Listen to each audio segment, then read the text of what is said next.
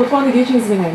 Саламатсызбы Элдана? Келип калдык. Калдыңызбы? Келип калдык. Чоң рахмат. Саламатсызбы? Деп жайдан кийинки күз мезгилинде дагы сиз менен көрүшүп атабыз. Тагыраагы жай мезгилинде келип, бирок атайын түз эфирге эмес, атайын эфирди жаздырып чыгарган болчубуз.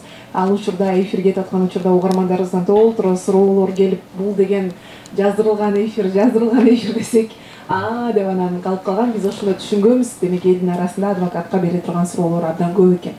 Андыктан бул мүмкүнчүлүктөн пайдалансаңыздар болот. WhatsApp номер кызматта. Сиз өзүңүздүн сурооңузду, кабыл тилегиңизди, катыңызды калтырып кое бериңиз WhatsApp аркылуу. Анан программабыздын алкагында биз жообун алып берүүгө даярбыз. 0705 57 10 37 бул биздин WhatsApp номер. Эми Шердор мырза, сиздердин жумушуңуздар ишемби же дүйшөмбү деп бөлүнбөсө керек. Саламатсызбы Элдана дагы бир жолу. Ооба, биздин ушу негизи адвокаттардын, милициялардын жумуштары негизи ишемби, жекшемби деп бөлүнбөйт. Анткени бизде кылмыштуулук мындайча айтканда 24 саат бою болуп турат. Милицияларга ушу адам камалганда, мисалы адвокатсыз адам камалбайт дегендей, бизди любой учурда чакырса, биз жекшемби, ишемби күнү дагы иштей беребиз. Демек ал нерсеге карабайсыз. Ал нерселерге карабайбыз. Абдан жакшы. Урматтуу угармандар, бүгүн биз деги эле Кыргызстандагы адвокаттардын орду кандай, алар кандай иш алып барууда, биз кандай учурда адвокатка кайрылышыбыз керек, адвокаттардын эң максималдуу күчү канчага чейин жетет, жана Кыргызстанда кандай иштер көбүрөөк орчундуу болуп жайылып атат, кандай иштер көбүрөөк болуп атат, мунун баардыгын биз бир саат алкагында сүйлөшүп, жоопторду кененирээк алууга аракет кылабыз. Шердор мырза, эми деги эле Кыргызстандагы адвокаттардын ордунан баштасак, кандай иштеп атасыздар? Конкуренция деген деле күчтүү болуп калдыбы же кандай болуп атат ал жагы? Негизи туура айтып атасыз. Эми адвокатурада дагы мындай болот да, между адвокатами бул конкуренция болот. Например, кээ бир адвокаттарды адамдар тааныбайт. Мисалы алардыкы кандай десем, мындай тааныш аркылуу эле иштесе, кээ бир мисалы кээ бир адвокаттар бар, бывший тергөөчү, бывший судья дегендей, аларда дагы өзүнчө клиенттери бар десе болот. Мисалы кээ бир ошо СМИ менен иштегендер, адвокаттар бар, аларды мисалы интернеттен таап эле ушинтип келе беришет. Анан жаңы элеке сиз айткандай, бул адвокаттардын ортосунда дагы туура айтып атасыз, конкуренция бул албетте бар. Мисалы ачыгын айтканда кээ бирөөнүн гонорары көп болсо, кээ бирөөнүкү азыраак болсо, ошентип кээ бир адамдар дагы жаңы элеке айта кетпедиңизби, акчасына да карап дагы ошо адвокаттар дагы ушинтип таңдашат да. Демек, алардын акчасына карата деп калдыңыз. Микрофонго кичине жакыныраак келип алсаңыз болот. Ошондо адвокатка канчалык көбүрөөк акча төлөсөк, алардын мындай ишке болгон аракети күчтүүрөөк болот, же болбосо жакшы иштеп берет дегенден кабар береби бул же ал нерсе? Негизи мындай да, адвокаттар кээ бир мисалы биз билгендей эле жанагы Правда жебек жолунда Элдорада деп коебуз, ошонун 3-этажында ГГЮП деп бул бекер адвокаттар бар. Мисалы ал адвокаттар деле бирок государство төлөп берет акчасын. Мамлекетке карайт. Мамлекетке карайт, мамлекет төлөп берет, министерство юстиция, бирок алар деле жакшы иштеп жүрөт. Эми биз мындайча айтканда, биз частный аякка карабай, биз өзүбүз жеке өзүбүзгө иштейбиз. Ошондуктан эми билбейм, эми мындай да любой адам эле, эми бул азыр эркин микрофон да, эми жашыбай эле айтышыбыз керек. Баарыбыз эле үй бүлө багалы деп, акча табалы деп иштеп жүрөбүз, ачыгын айтканда. Анан мисалы кээ бир адамдар бар, эми акчасын айтасың, гонорарын айтасың, бирок мындайча айтканда, мисалы бензиндин кетет, канча деген нерв кетет, түнү бою даярданып иштейсиң, соттон урушасың, мисалы прокурор башкы позиция, алар менен ушундай мындайча айтканда нервиңди коротосуң. Мындай тааныбаган эле адамдын бир ишин жактайсыздар. Вот мындайча орусча айтканда, ошонун баарын через себя пропускаешь. Ошого да карабай, кээ бир кичинекей акча берип алып, түнү бою чалып, менин балам СИЗОдо барып отурат, барып билип койчу, эмне кылып атат деп, эми кээ бир ошондой адамдар дагы бар, мындай ачыгын айтканда, эми даже кээ бир акчасын төлөбөй туруп ошондой требовать эткен адамдар дагы көп эмес да бизде. Ошондо акчанын сиздерге таасири кандай болуп атат? Көп алганда көбүрөөк кыймылдайсыздар, аз алганда азыраак кыймылдайсыздар деп түшүнсөк туура эле болобу? Жок, негизи эми билбейм, башка адвокаттарды билбейм, бирок мен өзүм принципимди карасам, эми билбейм, биздин дагы менде дагы бул шариат дин түшүнүк жакшы бар. Анткени ата эне мынтип айткан, мисалы ушул жумушту таңдап кетип атканда, сен ушу иштеп атканда ошонун проблемасын өзүң башына кой депчи. Анткени сенин ошондой иниң бар, же карындашың бар, же байкең бар деп, мен эми канча акча берсе да, мен анткени башында гонорарым сүйлөшүп алам, ошо ойдон мындайча айтканда жаңы элекенде өзүмдү всегда ордума коюп, анткени мындай да камалган адам дагы мындайча айтканда от этого никто не застрахован. Эртең деле Алла таалам анын местасы менен бизди деле эми Кудай сактасын, ордубузду алмаштырып коет. Ошондуктан мен ошо жаңы эле айткандай эле гонорарымды башында сүйлөшүп алып эле, буюрса колдон келишимче күчүмдү жумшап аягына жер жакшы иштеп берем. Мынакей урматтуу угармандар, бүгүн биз адвокат Шердор Абдыкапаров менен маек куруп атабыз. Андыктан сурооторуңуз болсо, мүмкүнчүлүктөн пайдаланып, WhatsApp номерге жазып койсоңуз болот. 0705 57 10 37 бул биздин WhatsApp номерибиз. Эми Шердор мырза, деги эле биз кыргыз эли адвокат менен жактоочу деп эле айтсак деле болот. Жактоочулар менен канчалык деңгээлде иш алып бара алабыз? Биз сиздерге кайрылганды билип атабызбы? Сиздердин кызматтан туура пайдалана алып атабызбы? Же дагы деле адвокатка кайрылыш керек экенин билбей, дагы деле көйгөйүбүздү ырбатып жүрөбүзбү? Мисалы мен ушуну дагы көп өзүмдүн мисалы Instagram баракчама, TikTok баракчама көп кайрылып жүрөм. Мисалы бизде жанагы милиция кызматкерлери дейбизби, кээ бирөөнү как свидетель катары, как күбө катары чакырып туруп эле, анткени күбө катары чакырганда мыйзам боюнча бизде адвокаттын ага кереги жок да. Ошондуктан милиция кызматкерлери, эми баарыбыз эле билгендей, жакшы милиция, жаман милиция дегенден бар.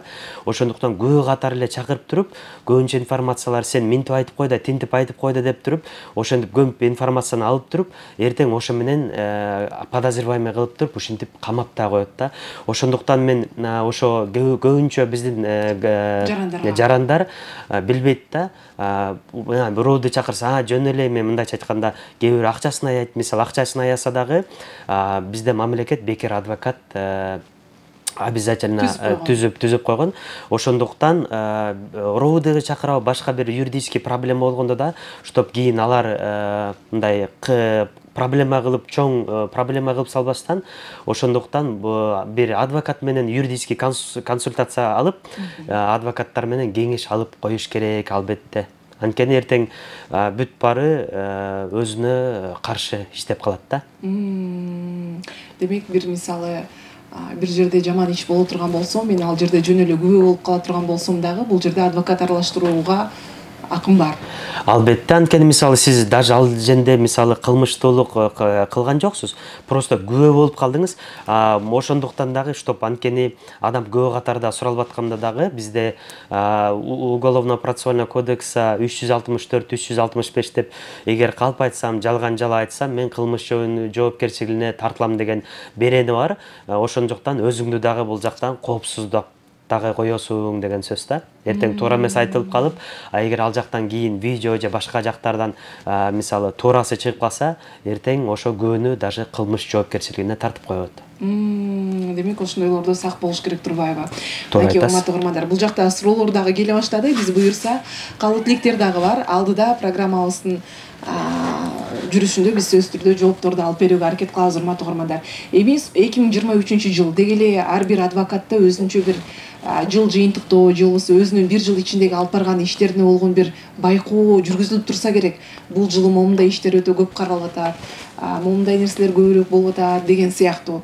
Деги эле 2023-жыл, Шердор мырза, сиз көбүнесе кандай иштерди карадыңыз? Биздин Кыргызстанда кандай иштер көбүрөөк болду десек болот? Негизи биздин ушу азыр именно Кыргызстанда, даже Кыргызстан эмес, бүткүл СНГ, Азия мамлекеттеринде бул бизде эң биринчи азыр бул алдамчылык көбөйүп атат. Алдамчылык, мындайча айтканда, жалпак тил менен айта кетсем, аферисттер көп дегендейчи. Ошондой эле жанагы мен дагы ошо ажырашуу, алимент боюнча дагы ал дагы көп, абдан көп биздечи. Алимент, ажырашуу боюнча да абдан көп. Андан кийин мисалы наркотикалык зат, мен практикамды алып атам, наркотикалык зат. Ошондой эле анан баарыбызга эле белгилүү болгондой, бизде ДТП дагы бул 3-4 местада ДТП дагы абдан көп да. Мошенничестводан кийин эле, алдамчылыктан кийин эле ушу ДТП маселеси дагы абдан көп болуп атат да. Эң ушу актуальный 3-4 ушу биз көп иштеген адвокаттар ушу 3-4 проблемаларда. Алдамчылыктын көп болгонунун себеби эмнеде болушу мүмкүн? Мунун тамыры кайда жатат? Сиз кандай ойлойсуз? Мисалы алдамчылыкты мен дагы негизи ушул мүмкүнчүлүктөн пайдаланып айта кетсем болот. Анткени бул алдамчылык эмнеге бизде көп болуп атат? Анткени алдамчылык деп азыр бизде мисалы 1000 сомго жери алдаса бирөөнү бул кодекс о правонарушениях деп коебуз. Мисалы бул үчүн иш козголбойт, бул үчүн мисалы штрафка эле тартылат деген сөз. Мисалы административный штрафка ПДД нарушать этсең штраф жазып атпай, ушу сыяктуу эле штраф болуп калат. А бизде мыйзам боюнча заключение под стражу 5 жылдан өйдө деп айтылат да. Алдамчылык боюнча. Бардык кылмыштар боюнча эле. Анан 2,5 миллион сомдон ашканда гана бизде камаганга уруксат берет мыйзамчы. 2,5 миллион сомдон. Ошондой эле мисалы алдагандар жакшы билишет. Алдагандар анткени бар. Алдагандар жакшы билишет. Даярданып келишет да буга, көбүнчөсү даярданып келишет. Мисалы мен сизге даже бир пример айтып коеюн. Ошон үчүн мындайча айтканда бул алдамчылыктарга неге ушу биздин кичине мыйзам эми ушуга толуктоо кириш керек. 2,5 миллион сомдон ашканда заключение под стражу 5 жылдан өйдө деп атат да. Буга жери адамды алдаса, 2,5 миллион сомго жер алдаса, мыйзам бизде жол берет, пробация деп коет. Мындайча айтканда условка да. Үй камагы менен чыгып жүрө берет деген сөз да. Анан дагы бир мындай бар. Мисалы алдамчыларга хоть 1000 адамды алдаса дагы 2,5 миллион сомго жетпеген адамды алдаса дагы мыйзам ошонун баарын бир адам деп эсептейт дегенде, 1000 адамды алдаса дагы анын баарын сумманы кошпойт да, каждыйын отдельно эсептейт. Ошон үчүн көбүнчө аферисттер миллион сомго 2 миллионго жер ушинтип 100 адамды алдайт, а бирок мыйзам боюнча 5 жылдан ылдый. Вот ушундай маселелер бар да. Ошон үчүн алдамчылар, аферисттер мындайча айтканда ушунун баарын билет.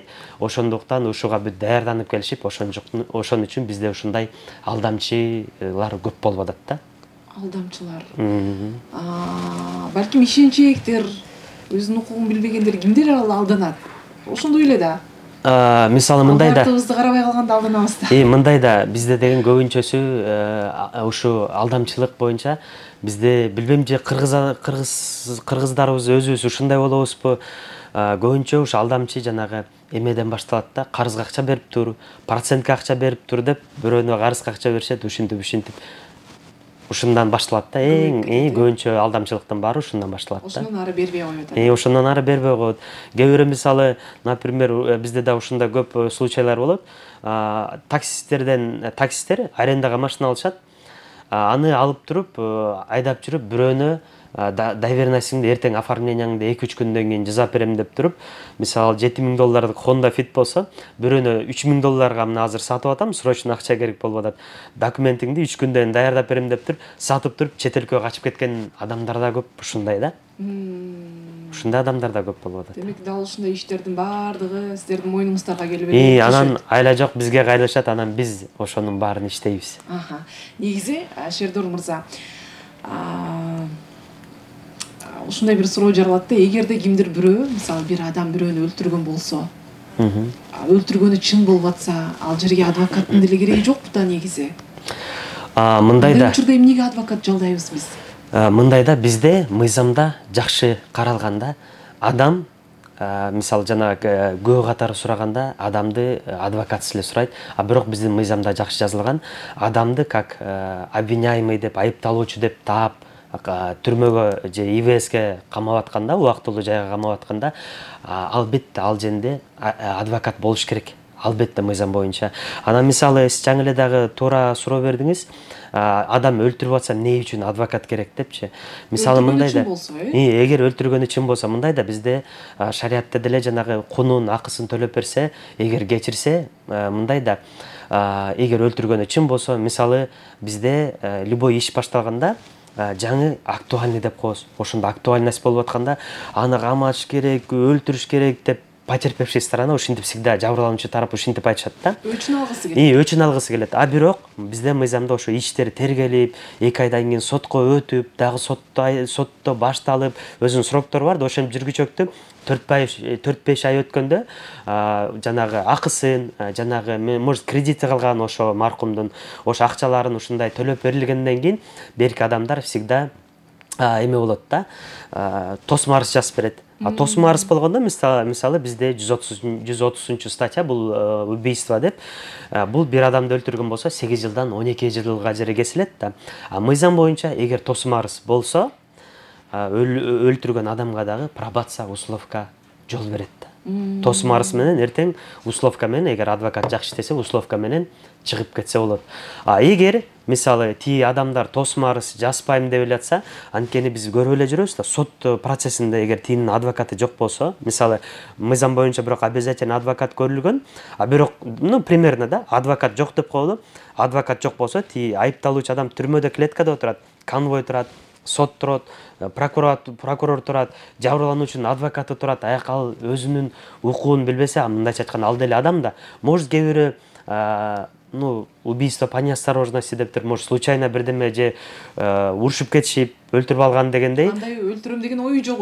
Может, эгер тосмо арыз болбосо дагы, мисалы 12 жыл максимальный албаш үчүн адвокат хотя бы ошолорду чуркап, может состояние эффекта деп 5 жылга жери түшүрүшү мүмкүн. Может 12 жыл алдыртпай 8 жыл алдыртышы мүмкүн дегендейчи. Анткени бизде уголовно-процессуальный кодексте, жазык процессуалдык кодексте ушундай мындайча айтканда көп ушундай лазейкалар бар да. Вот ушундай лазейкалар бар. Саламатсыздарбы, мен Кыялпым радиосу ишиңерге ийгиликтерди каалайбыз деп угарманыбыз бармагын көтөрүп атат. Кийинки билдирүү сонун эфир болуп атат. Рахмат. Элдана, тергөө иштери эмнеге узак созулат, сурап берсеңиз рахмат деген угарманыбыз бар экен. Сизге да ыраазычылык билдирели. Тергөө иштери эмнеге узакка созулат? Эмнеге карата, эмнеге көз каранды? Тергөө иштери эмне үчүн узакка созулат? Бул мисалы мындай случайларда болот да, мисалы адамга иш козголду. Может аякта бир эле адам эмес, 2-3, бирөөсүн камады, калгандарын таппай жүрөт. Может бизде мындай да, тергөө учурунда эле ал адамды камап сурап туруп эле анын мисалы показаниясы менен камап койбойт да. Анткени бизде мыйзам боюнча, эң башкы мыйзам Конституцияда жазылганда, адам өз күнөөсүн мойнуна алса эле ал үчүн камап коюу болбойт да мыйзам боюнча. Ошон үчүн ага доказательство керек. Тергөө органдары запрос жиберет. Мисалы аз запросту күткөндө эле минимум 14 рабочий күн деп туруп, ошондой ответтер келет. Ошондой эле биринчи иш козгогондо жанагы 2 ай мөөнөтү болот.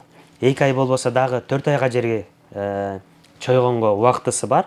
4 айда дагы даже үлгүрбөй жатса, через генеральная башкы прокуратура аркылуу дагы 2 ай 6 айга жери ушинтип тергөө мөөнөтү ушинтип чойсо бойлот да. Анткени жаңы эле айтканда, биякта кээ бирөө мисалы тергөөчүлөр эрте эле кетирейин дешет, бирок жанагындай кээ бирөө качып кеткен болот. Кээ бирөө мисалы запрос берсе, ошо запростору келбей аткан болот. Ошондуктан ушундай кармалып калган учурлар да көп болот да. Рахмат айталы. Сурооңуз үчүн дал ушундай жоопту бердик сизге. Кийинки билдирүүбүз кандайсыңар? Мен Кыялпым, Азамат жакшы адвокат дейт. Ушундайларды сот коюш керек. Негизи дейт, адвокат менен сот сүйлөшүп иш кылат көбүнчөсү. Сиздин көз карашыңыз дейт. Мисалы бул баарыбызга эле белгилүү болгондой, мен өткөндө дагы айта кеткем. Жакшы адвокат бар, жаман адвокат бар, жакшы сот бар, жаман сот бар дегендей.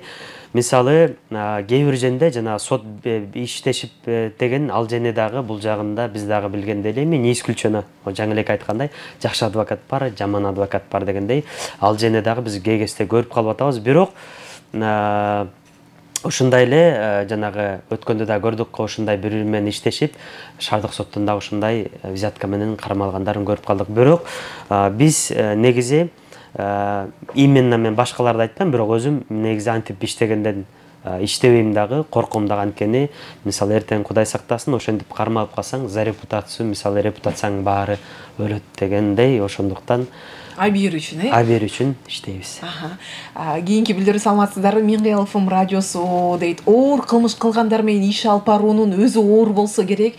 Рахмат деп бармагын көтөргөн биздин активдүү тегүүчү угарманыбыз дал ушундай суроосун заткан. Мисалы бизде оор кылмыш, өтө оор эмес кылмыш жана өзгөчө оор деп, особо тяжкий деп, булар менен сиз айткандай эле жаңы элеки адам өлтүрүү болот, же зордуктоо фактысы болот, же ушундай чоң кылмыштар, мисалы баңгизат боюнча булар чоң баңгизат да.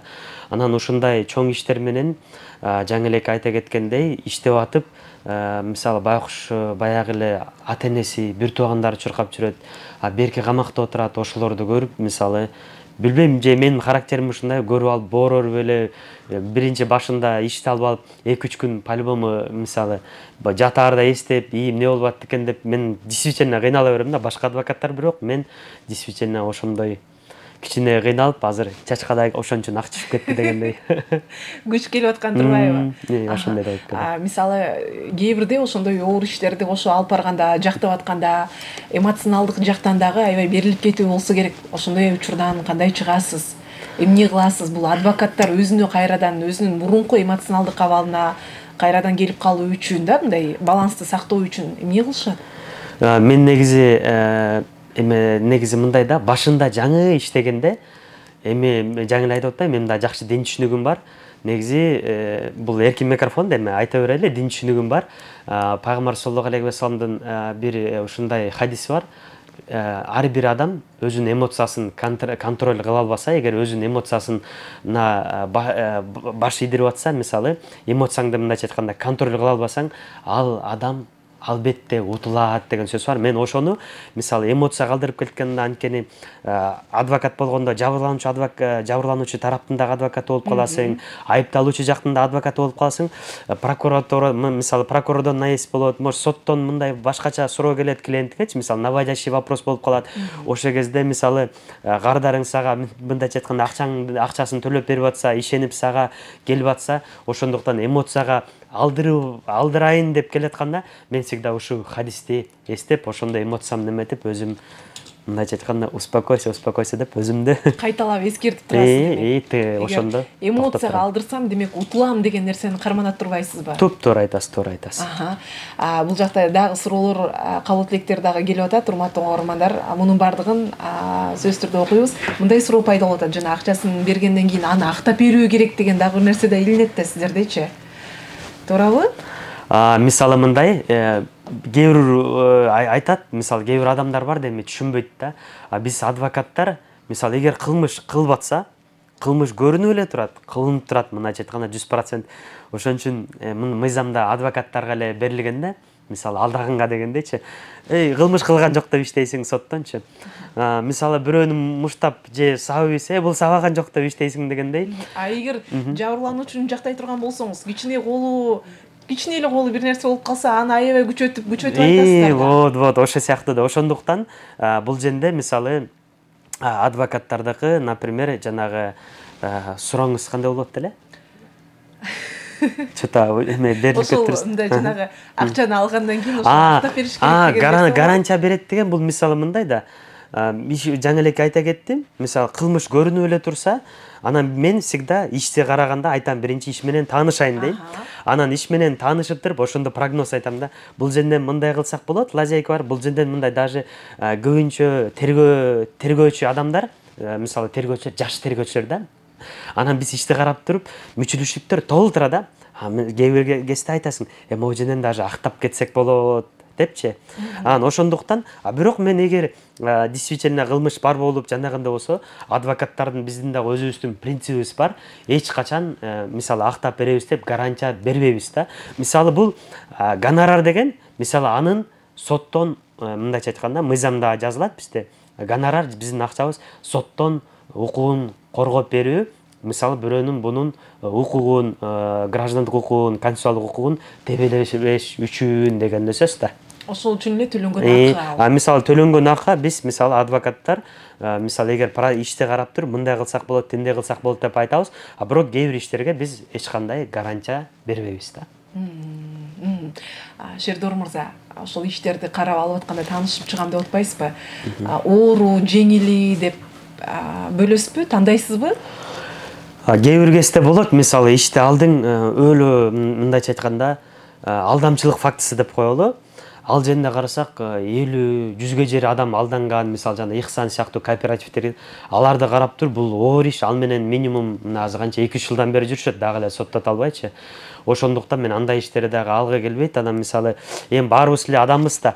Караганда анткени жеңилирээгин карайсың деп мен дагы иш көп болуп кеткенде кээ бир карап туруп стараюсь жеңилирээгин алып, анткени жаңы эле айтканда оор иштерим көп болуп кетсе, үйдөн кадимгидей мындайча айтканда депрессия болуп, выходнойлордо кадимгидей күтүп калам дегендейчи.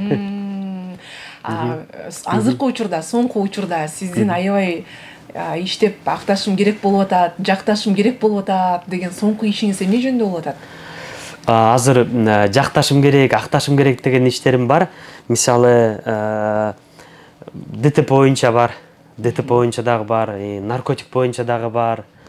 Дагы мисалы кээ бири бар, мисалы алдамчылык фактысы боюнча жаңы элеке дагы менде дагы кээ бир мисалы алдамчылык фактысынан биз адвокаттар мисалы кээ бир обвиняемый жакты да калабыз, эми ачыгын айтканда обвиняемый жакты да калып каласың. Ал кезде мисалы мындай да, мен азыр ачыгын айтып атканда бир ошо бир айыпталуучу адамды жактап атам. Ал мындайча айтканда бизде мыйзамда бар да, долговые споры деп коебуз, жана акча карыз калганда, акча процентке берилгенде бул мошенничествого кирбейт, бул только граждандык түрдө, жанагы аял күйөөсү ажырашып атпайбы, ошондо граждандык түрдө өзгөртүп ошо өндүрүп алыш керек да. Бул мен ушундай бир ишим бар, ошондой эле жаңы эле айткандай, долговые споры процентке акча берилген буга иш козголбойт мыйзам боюнча. Ошондуктан мен ушундай иштерди кээ бир милиция кызматкерлери жанагындай айткандай неопытный төргөчүлөр ушундай иштерге иш козгоп салып, ошону дагы биз азыр ошо актаганга аракет кылып чуркап жүрөбүз дегендей. Шердор мырза, деги эле айыпталуучуну жактап ошол тарап болгон кандай, жабырлануучуну жактап ал тарап болгон кандай, кайсынысы жеңилирээк? Мисалы мындай, бизде жана айыпталуучу анан угармандар да айтпайсың, бул вообще бүтүп калган адвокат го дебесин, айыпталуучуларды келип мындай аферисттерди защита кылып атат деп.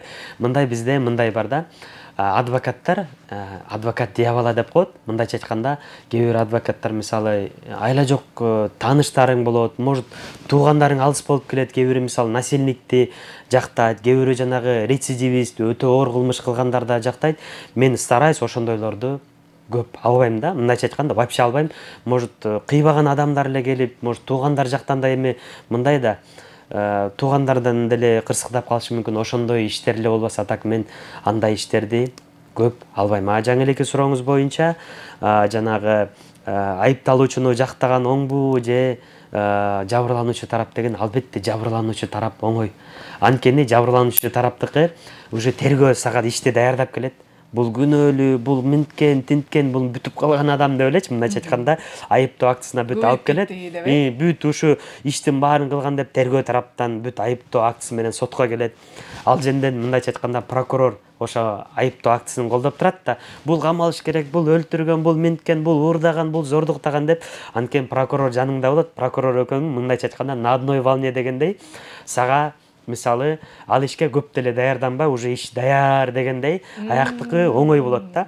Мисалы берки айыпталуучу жакка киргенде, ал жакта мисалы айыптап келди да, ал мындайча айтканда ишти карап туруп, прокурор, жабырлануучу тараптар мындайча айтканда суунун аркы өзү дегендей, биз беркөөбүздөн ишти таңдап туруп, бул жерде тергөө, прокуратура ушу айыптоо актысын утверждение кылып атканда кандай мүчүлүштүктөрдү кетирген деп, биз ошо мындайча айтканда тергөөнүн орусча айтканда косяктарын издейбиз дегендей. Ошондо айыпталуучу жак всегда мындайча айтканда оор да. Ушундай жоопторду алып атабыз. Азыр болсо келген кийинки билдирүүлөрдү барактайлы. Саламатсыңарбы, Мен Кыялов радиосу дейт, ишиңерге ийгиликтерди каалайбыз. Сонун эфир болуп жатат дейт. Азыркы учурда ажырашуулар кандай болуп атат? Кимдер көбүрөөк кайрылат? Рахмат. Ажырашуу эмне боюнча деп угарманыбыз ушундай суроолорун калтырган экен. Сүйлөмдөрүңүз эмнегедир бүтпөгөндөй, бирок мен толуктап окуганга аракет кылдым. Ажырашуу боюнча мисалы баарыбыз эле билгендей, азыр жаңы эле айта кетпедикпи, бизде именно менде да бул азыр көп иштеримдин почти 50-60% деле ушундай ажырашуу боюнча, алимент боюнча, ошо боюнча да бир толуктап айта кетейин, көп ушундай иштерим да көп болуп атат. Негедир биякта бүт жаштар бүт ажырашуу боюнча да көп кайрылышат. Көбүнчө орто муунга караганда демек жаштар көп да. Мисалы 25 жашка жери, 30га жери ушу жаштар көп кайрылат. Анткени мисалы көбүнчө аялдары кайрылат, күйөөлөрү чыштап кетишет, аялдары көп кайрылышат. Ажырашуу боюнча, алимент боюнча да. Бирок кээ бир маселелер дагы бар. Мисалы кээ бир жакта ушундай күйөөсүн да чыштап кеткен аялдар да болот. Анан күйөөлөрү да кайрылат. эми конечно эми күлкү эмес, бул любой адамдын проблемасы дегендей. Аялыма ажыраштырып, аялымды алиментке берет элем деп, ушу күйөөсү дагы аялын алиментке Москвага чыгып иштеп кеткен аялдарына дагы ушинтип алиментке берген учурлар дагы болот. Бирок орто муундарга караганда жаштарда көбүрөөк. Жаштар көп ажырашат. Анан мисалы как раз ушу моменттен дагы кыздар дагы ушу аялдар да көп кайрылышат. Мисалы кээ бирөө ЗАГС Жалал Абадта болсо, Жалал Абадка ЗАГСка турушту да, кээ бирөө ойлой беришет. Ошол кезде мен только Жалал Абадка барып кыркам же күйөөмдүн разрешениясы керек депчи. А мисалы эгер ал келин мисалы шаарга келип иштеп жүрөт, бияка уже турукташып калды, ошол жерден мисалы справка алып, ошол жерде жашайм деп эле, сондон справка алып туруп эле, ошо жашаган жери боюнча ушундай аялдарга жеңилдик берилген, ошо жашаган жерине барып эле, Жалал Абадка барып отурбай эле, ошол жерден эле ажырашса, шаар Бишкектен ажырашса мыйзам жол берет. Ошондой эле кээ бирөө жүрө берет экен, ушундай күйөөсүнүн уруксаты керек деп, мыйзам боюнча күйөөсүнүн уруксаты жок эле ажыраштыра берет.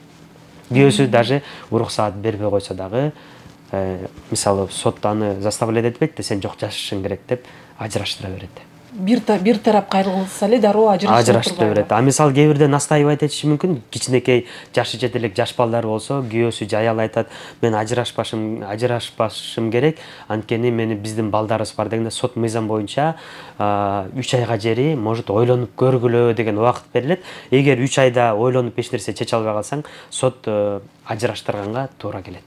Мынакей. Азыр болсо байланышта угарманыбыз бар. Алло, саламатсызбы? Assalamu alaikum. Мамет Мирлан. Кутманды кечиңиз, менин атыңыз? Атым Эрлан. Аха, Эрлан мырза, келиңиз. Мен бир суроо берейин дедим эле, мен баягы могу закон жагынан дагы жакшы элем, анан бир нерсеге чота көптөн бери мындай ойлонуп жүрөм да. Келинчегимиз ажырашып кеткенбиз. Аха. Биринчи ошо келинчегибиз менен ажырашып, ал кезде 2,5 жашка балабыз бар эле, азыр ал балабыз 9-га чыкты. Анан ошо сот болуп, биз ажырашып болуп, экөөбүз 2 жолго түшүп кеттик. Андан кийин сотко арыз жазбай жүрдүм, мени жаз деди. Андан болсо эми баары бир биздин каныбызга сиңип калган да.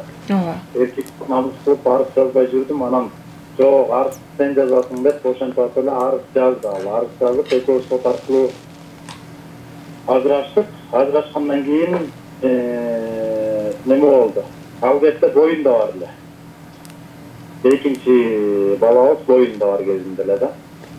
Анан ошол өзү келинчегим айта алган жок, бирок ошол кайненем неме деди да мага. Короче, балаңды өзүң ал, кыз бизде калат депчи. Анан кызды вообще көргөзбөйм деди. Анан мен айттым, законго таяна турган болсок, баланы силер көргөнгө акыңар бар, кызды мен көргөнгө акым бар. Бала менде калганга мен макулмун, бирок кызды мен башташтан көрүп турушум керек дедим. А бирок ошол боюнча кызды көрө алган жокмун мен азыр күнгө чейин. Азыр кыз уже 6-7 жашка чыгып калды да. Анан азыр келинчегим алиментке жазып, алимент менден өндүрө алабы? Биринчи суроом. Ошол кыз үчүн, ошол кыз үчүн. Аха. Анан экинчи суроом болсо, мен кызды көрө албаганым үчүн мен арыз жазып сотко кайрылып, кызды мен өзүм карамагыма ала аламбы? Түшүнүктүү эле болду окшойт, Ооба, рахмат айталы Эрлан мырза. Мындай учурлар бир эле сизде эмес, азыр көп эле болсо керек мындай учурлар. Мисалы, алимент төлөтөт, бирок балдарын көрсөтпөйт. Дал ушундай баламды көрө албай жүрөм деген аталар деле, эгер мен сотко кайрылсам бул кандай болмок эле деген суроолоруна андай жоопту алалы. Ассаламу алейкум, Эрлан мырза. Сиздин сурооңуз мисалы мага бул көп түшкөн суроолордун дагы бири болот. Как раз айта жооп бере кетейин. Сиз жаңы элеки бир балаңыз, кызыңыз, аялыңызда, бир балаңыз өзүңүздө болгондо, эгер аялыңыз сизге алимент берип койсо, сиз дагы ошо балаңыз үчүн алимент берип койсоңуз болот. Ошондо экөөңөр бири-бириңерге алимент берип коесуңар депчи. Ошондой менен анан кийин бири-бириңерден алимент отказ кылып коесуңар дегендей, мыйзам боюнча сиз дагы алимент бере аласыз, ал дагы бере аласыз. Ошондой эле мыйзам боюнча сиз жаңы элеки кызыңыз боюнча көрсөтпөй атса, кээ бирөө дагы айтат, мисалы кээ бир кыз келиндерибиз дагы бар, баланы, мисалы кызды чоң ата чоң апасына чыштап кетип, Россия же чет өлкөгө кетип калса, сиз барып даже кызыңызды алып кеткенге укугуңуз бар, даже соттун чечими аялыңызга чыгарып берип койсо дагы. Анткени мыйзам боюнча бизде ата эне мамасы папасынан башка адамдарга балдары мындайча айтканда чужой адам деп эсептелет. Ошон үчүн сиз барып бала кызыңызды алып кетип калсаңыз болот.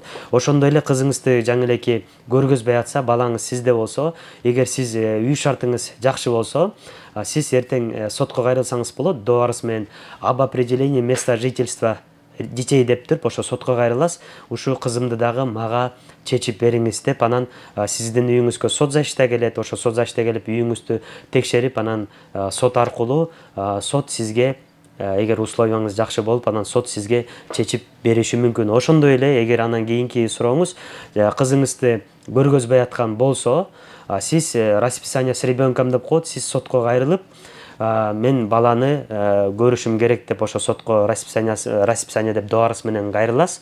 Ошо кайрылгандан кийин сиз ошо соттун чечими чыгат. Соттун чечимин эгер мисалы аялыңыз аткарбай койсо, невыполнение судебных актов деп туруп, наоборот аялыңызга иш козголуп кетиши мүмкүн. Ошондуктан сотко кайрылып, кызыңызды жумасына 2-3 жолу даже үйүңүзгө алып кетип көрүп турганга мыйзам жол берет. Балдарын көрөлүкмүн деп атпайбы? Мындай көрөлүктөр көп да. Эгер бала көнбөсө, ким деп тааныбай, жоо чуркап, ушундай болуп калса, бул жерде кичинекей баланын абалы, анын укуктары эмне болот? Психикасы деп мисалы мындай да, кээ бир монетанын эки сторонасы бар дегендей, мисалы кээ бирөө действительно аялы адресин айтпай качып кеткендер дагы бар, бирок кээ бир күйөөлөр чыштап кеткендер дагы бар. Ал жерден сиз айткандай туура айтып атасыз, психикалык жагы туура эмес болуп калат. Бала мисалы макул болбой койгон учурлар болсо керек, эгер сот туура деп чечип бергенченде деле 6 жыл атасын көрбөсө барбайм деп. Ал жагынан мисалы бизде дагы ошондой случайлар да көп болот. Эгер жанагы ата энеси көрсөтпөй жанагынтип атасы көрбөйм десе, кийин мисалы ошентип көрбөйм дегендер да учурлар болот. Кийин по-любому мындайча айтканда азырбы же кийинби по-любому атасы менен көрүшкөнгө туура келет да. Ошондуктан кээ бирөө ошентип чукулдап и жолугуп көрбөйм десе да чукулдап кийин ошентип жолугуп азыр сүйлөшүп жүргөндөр дагы, атасы менен катышып жүргөндөр дагы биздин практикада көп. Негизгиси мыйзам жолунда муну чечтирип алган эле туура болот. Туура айтасыз. Эрлан мырзага дал ушундай жоопту бердик. Эми бул жакта угарманыбыз Альберт деген биздин дайыма уккан угарманыбыз бар. Саламатсыздарбы? Ильдана Кутманды кеч. Чынында адвокаттарга оор, чынында оор деп 2 жолу жазган экенсиз. Сиздин дал ушундай сезимдериңизди, эмоцияңызды билдирип коелу. Кийинки билдирүү Миңгел ФМ радиосу кандайсыздар дейт. Демек адвокаттар кардарына жараша иштеп берет турбайбы деген дагы угарманыбыз бар экен. Жогоруда бул боюнча дагы түрдүү жооптор айтылды. Эми бул жумушуңузду ушундай бир нервти талап кылса, тааныбаган эле адамга жардам көрүү, аны жактоо кызмат экен. Бул жумушуңуздун эмнеси жагат? Эмнеси жакшы? Эмнеге тандап алдыңыз бул жумушту? Эмнеге жагат? Мисалы мындай да, мен негизи бул профессия мага кызыктуу деп айталам. Анткени эми, конечно, кызыктуу, мисалы кээ бир мисалыга алып койсок, мисалы кээ бир банкта иштеген кассир деп коелу. Күндө ошол эле жумуш, счет баягы эле цифра, кээ бирөө тажайт дегендейчи, мисалы разнообразие кылгысы келет дегендей, кээ бирөө ошон үчүн чыдабай кетип калышат дегендей. Мисалы бизде жумушта ар күн сайын дейбизби, же 2 күн сайынбы, мисалы ар кайсында иштер келип турат. Мисалы кээ бир иштерди алсаң, мисалы кызыктуу иштер дегендейчи, мисалы өзүңө дагы опытыңа да жакшы дегендей. Ошондуктан мындайча с каждым разом мындайча кызыктуу иштер дагы болуп турат, кызыктуу окуялар дагы көрөсүң дегендей. Демек ушул жагы көбүрөөк кармай турбайбыз вот кызыктуу болот. Мисалы кээ бир, например, мен башында мындайча айтканда өлгөн адамды көргөндөн коркчу элем. Анан мисалы бияктан азыр иштеп жүрүп, почти убийство да көп алам, анан көрүп ушундай иштерди көрүп да уже адам дагы көнүп калат экен дегендей. Бул деги эле жанагы ар бир жумушту аркалап бара жатканда эң башкы жете турган максатың болот эмеспи? Деги эле адвокаттардын максаты эмне болот бул жолго түшкөндөн кийин? барып эмнеге жеткилери келет? Мисалы Солдаттар го мейли капитан болом дебеген солдат эмес деп коет. Адвокаттарды кандай?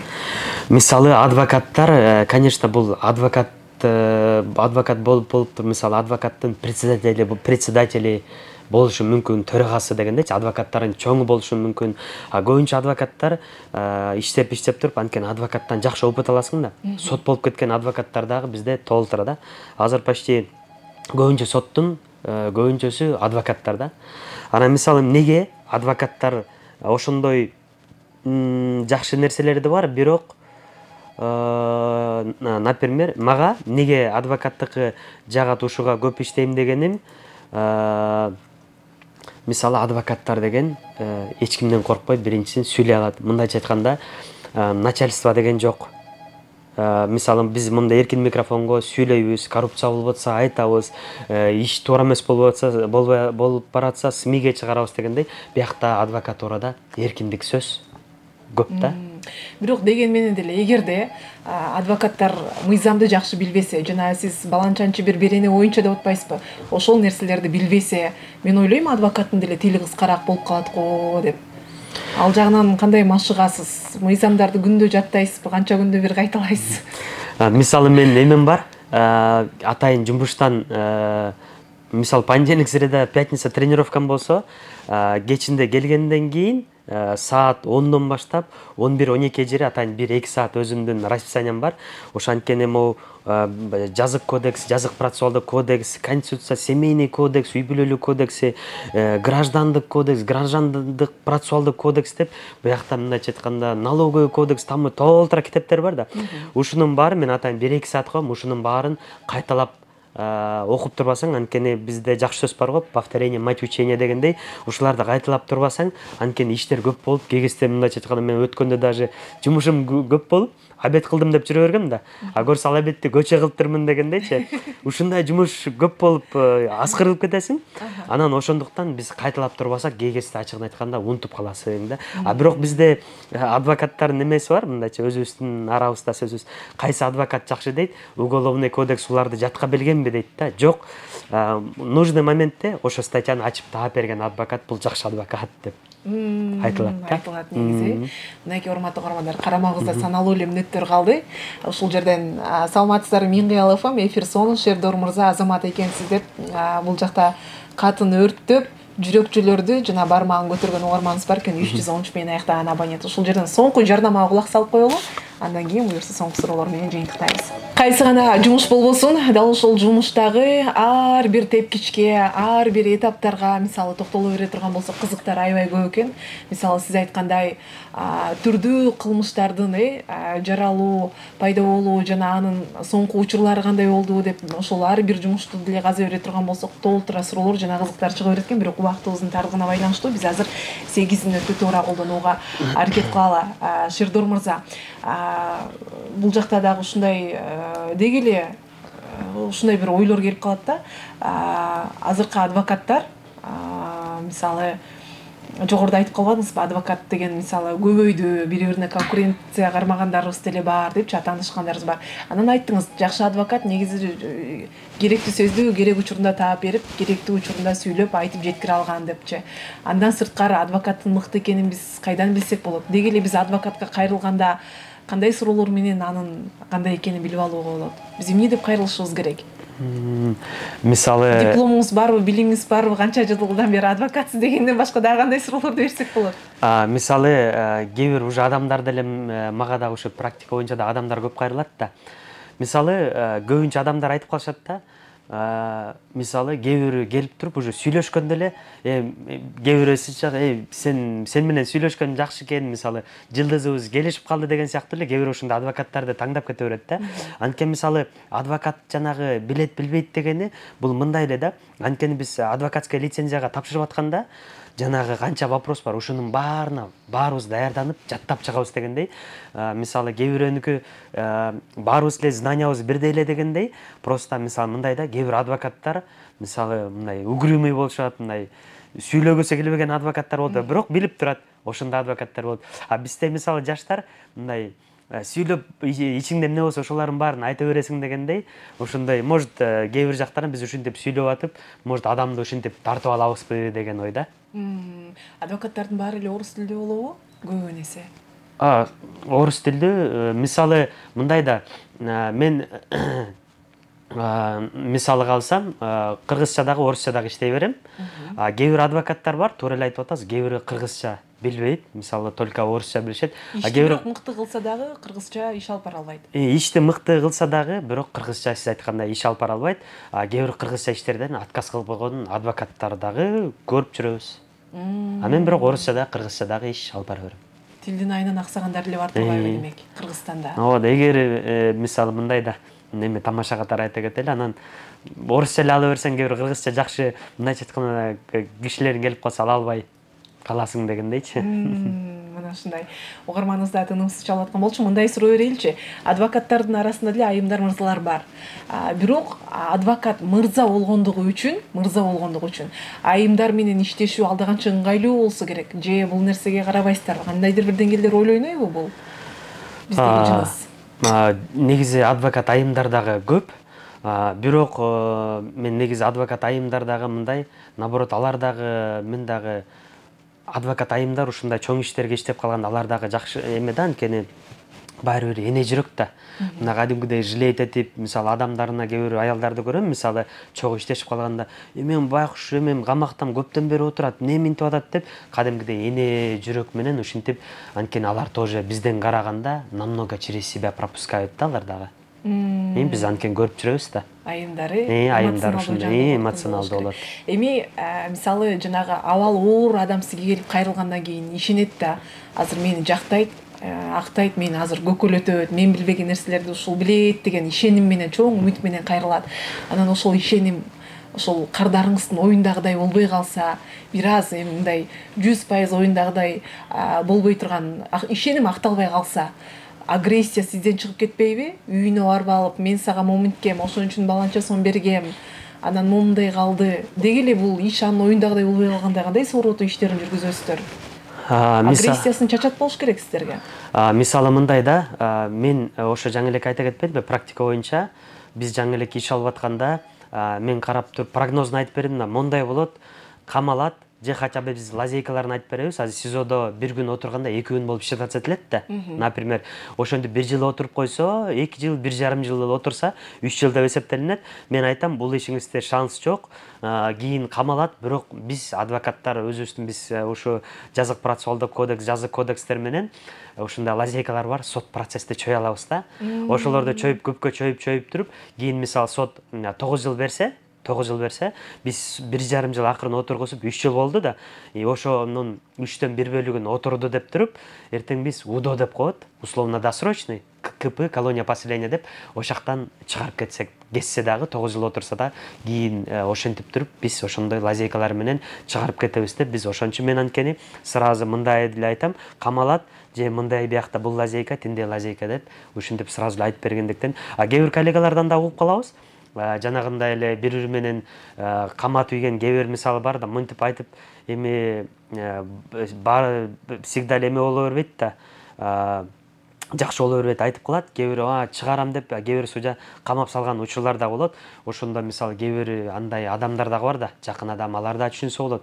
Жакын адамдарды же баласы ошентип камалып кетип атса, адвокат ошончо 2 жыл иштетип туруп, ош акчамды кайра кайтарып бер деген кардарлар дагы бар. Ушундай истерика кылган адамдар дагы бар. Мынакей. Жеңил жумуш жок. Туура айтасыз. Угарманыбыз бар, мүмкүн болсо сурооңузду кыска узатууга аракет кылыңыз. Саламатсызбы? Мен суроом мындай эле да. Сени акырышты. Алиментти төлөйт эле. Бала жакчы. Кыз жак, эгерде мен тамды жазып берсең, мен деген алименттен отказ кылам деген, бирок отказ кылган жок. Кандай кылса болот? Тамды бул жерде үй каттоо да кошулуп атабы ошондо? Ооба, үй каттоо. Аял жагына өткөрүлдү, балдарыначы. Бирок алименттен отказ кылган жок да.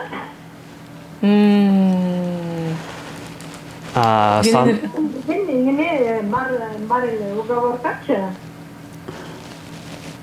Саламатсызбы? Негизи ошо мындай да, кээ бир мисалы кээ бир келиндерибиз дагы бар, ошо кыз келиндер айтат, мисалы алименттен мен всегда айтып жүрөм, алименттен кантип кутулам деген да суроолор келет, ама ошо алименттен айтам, эки эле выход бар да. Биринчисин өлүп кутуласың, экинчиден мындайча айтканда ошо кыз келин алиментке берсе, ошо менен мирное соглашение кылып, мировое соглашение кылып, ошо менен алименттен отказ кылса болот деп. Кээ бир ошо кыз келиндерибиз бар, бизде да практикада да көп жүрөт. Ошо алименттен отказ берем, сен үй сатып берсең же бул акчаны заранее берсең деп туруп, кээ бири ошентип туруп мисалы обещаниясын аткарбаган кыз келиндер да көп. Ошондуктан негизи азыр ал алиментти жок, мен бул балдарга алдым деп туруп, ал отказ берип ошентсе деле ал мыйзам ага эч кандай чара көрүлбөйт. Ошондуктан силер жанагы алиментти договорлошуп сүйлөшүп атканда расписка алып, видео менен кайрылып, ошондой эле через нотариус соглашение алып, ошондой мировое соглашение түзүп алсаңар болмок экен. Мындай кылалычы, урматтуу угармандар, бизге азыр көптөгөн суроолор болду, чалсак албай атасыңар деген таарынычтар да болуп калды бул жакта.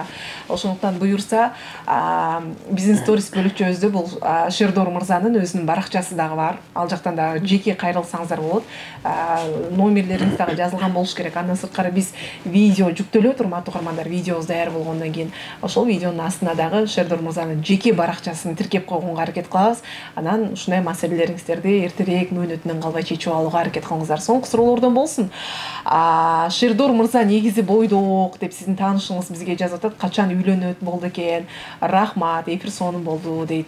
Эми жеке жашоо элди эле актап, жактап мактай бербей, Шердор мырза. Деги эле адвокаттар кыз жандуу келет деп коюшат да, негизи бул жагынан кандайсыз? Туура эле айтып атасыз. Мисалы бул иш менен мисалы кандай десем, ошо кыздар дагы эмелер да көп кайрылышат. Мисалы мындай да сүйлөшөйүн дейт экенсиң, сүйлөшүп келатып эле мындай биздики эртең менен кетесиң 8:30, ошо ойдон түнкү саат, кечки саат 5-6га чейин иштейсиң, соттор жабылганга чыкты. Соттор жабылгандан кийин кээ бир адам камалып калат же адамыңды клиентиңди мындайча айтканда суракка чакырып калат. Ошо суракка чакырып калганда 6-дан кийин 7-ден кийин аякка түнкү 12-1ге чейин жүрөсүң. Мисалы ачыгын эле жашырбай эле кээ бир кыздар менен сүйлөшөсүң, сүйлөшүп көрөсүң, вроде жакшы, баары эле нормально кетип баратат.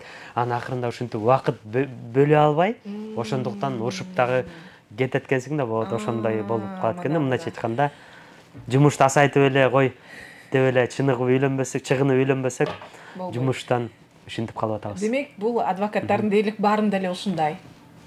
Ошон үчүн адвокаттар кечирээк үйлөнөт. Туура айтасыз. Медиктер, адвокаттар, милициялар деп кошуп кетсек болот да. Кечирээк үйлөнүшөт. Демек, алардын жумушун сыйлоо жана түшүнүү менен кабыл алганыбыз дурус болор. Урматтуу угармандар, жыйынтыктайбыз. Кечки саат 6-дан 2 мүнөт өтүп кетти. Шердор мырза, сизге рахмат. Буюрса, дагы сонун маектерди курабыз. Демек, ажырашуу темасы алда канча актуалдуу экендигин биздин аудиторияда сезип калдык. Буюрса, кийинки эфирлерибизди өзүнчө жалпы эмес, ажырашууга басым жасауга аракет кылат окшойбуз. Кандай дедиңиз? Алла разы болсун, чакырганыңыздарга дагы чакырсаңыздар көп жакшы теманы ачып бергенге аракет кылабыз. Рахмат айталы. Аты жөнүм Элдана Элебаева, коштошпойм, урматтуу угармандар.